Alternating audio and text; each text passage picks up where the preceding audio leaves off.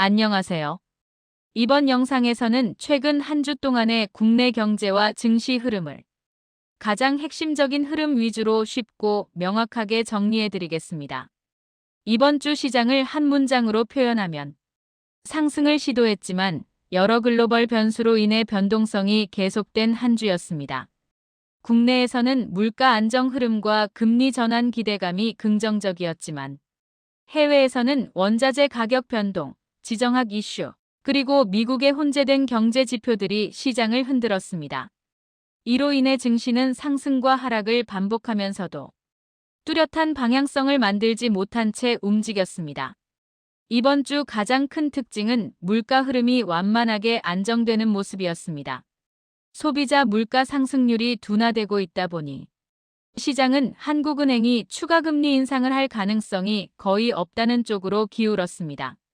금리 인하가 바로 나오지는 않겠지만 긴축 사이클은 종료됐다는 기대가 금융시장 전반에 긍정적인 영향을 줬습니다. 또한 환율도 안정세를 보였습니다. 원달러 환율은 불안정한 급등 없이 상대적으로 평온하게 움직이며 외국인 투자 심리에 안정을 주었습니다.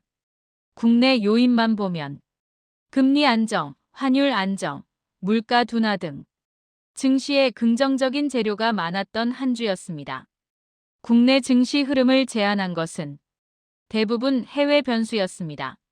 미국에서는 고용은 탄탄한데 소비는 둔화되고 물가는 떨어지지만 경기 둔화 우려도 남아있는 복잡한 지표들이 동시에 나오면서 시장이 방향성을 잃었습니다. 연준은 금리 동결 장기화 가능성을 언급하며 증시의 불확실성을 키웠습니다. 여기에 지정학적 긴장 고조와 국제 유가 변동이 다시 커지며 아시아 금융시장 전반에 부담을 주었습니다. 결국 국내 증시는 국내 호재에도 불구하고 글로벌 악재가 더 강하게 작용하며 상승이 제한된 흐름을 보였습니다. 이제 업종별로 시장 흐름을 보겠습니다. 이번 주 시장의 가장 큰 주도주는 반도체였습니다. AI 서버 투자 확대로 인해 메모리 반도체 수요가 다시 살아나고 있으며 글로벌 기업들의 감산 종료, 재고 축소 등 긍정적 요인이 계속 쌓이고 있습니다. 특히 HBM 관련 생산 능력을 확보한 국내 기업들은 세계적 수요 증가에 가장 큰 수혜를 받는 구조를 유지하고 있습니다.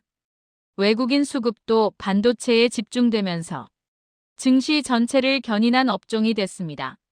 자동차 업종은 혼조 흐름을 보였습니다. 전기차 수요 둔화가 부담이었지만 내연기관 차량 판매가 꾸준히 증가하며 전체 실적 안정성을 유지했습니다. 하이브리드 중심의 판매 전략이 적중하면서 완성차 기업들은 여전히 견조한 흐름을 이어갔습니다. 전기차 관련 부품주는 변동성이 컸고 수요 둔화 우려로 단기 약세를 보였습니다. 가장 변동성이 컸던 섹터입니다.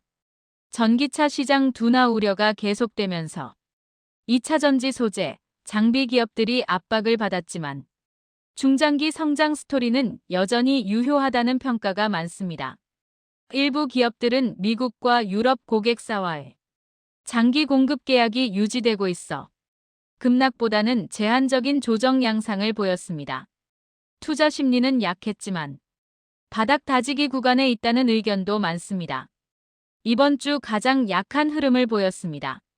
고물가와 고금리에 따른 소비 둔화가 이어지면서 카드 승인액 증가율이 낮아졌고 유통, 식품, 여행, 의류 업종 전반이 약했습니다. 특히 백화점과 오프라인 유통 기업들은 소비 양극화와 재고 부담이라는 이중 악재로 시장에서 관심이 크게 줄었습니다. 이번 주 수급의 특징은 외국인의 단기 매수 후 차익 실현 패턴이 뚜렷했다는 점입니다.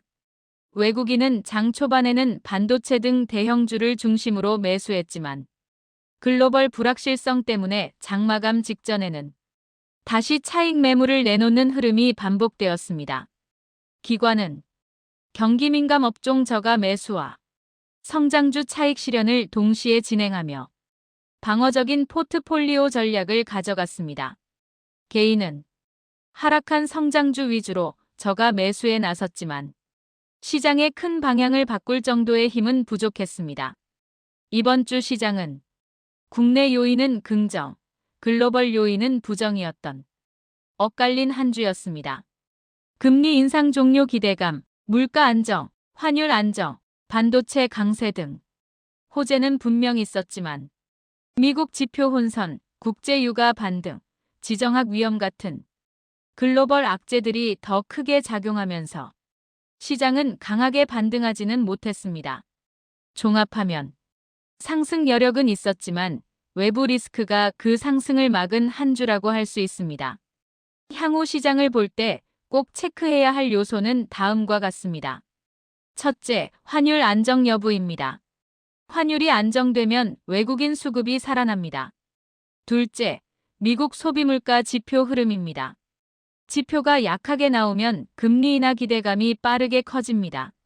셋째, 반도체 업종 모멘텀 지속 여부입니다. AI 투자 확대가 유지되면 시장 주도권은 계속 반도체가 가져갑니다. 넷째, 지정학적 긴장 완화 여부입니다. 유가가 안정되면 물가 환율 모두 안정됩니다. 다섯째, 내수 소비 회복 신호입니다. 소비 지표가 개선되면 그동안 소외됐던 유통 및 서비스 업종이 반등할 수 있습니다. 이번 주 국내 증시는 여러 변수 속에서도 시장이 회복될 수 있는 기반을 조금씩 다져가는 흐름을 보였습니다. 특히 반도체 중심의 수출 업종이 체력을 되찾고 있다는 점은 증시의 긍정적인 신호입니다. 다만 글로벌 불확실성은 여전히 존재하기 때문에 환율, 유가, 미국 지표 중심으로 다음 주도 변동성이 이어질 가능성이 있습니다. 시장 핵심 이슈는 계속 빠르고 쉽게 정리해서 전달드리겠습니다. 시청해주셔서 감사합니다.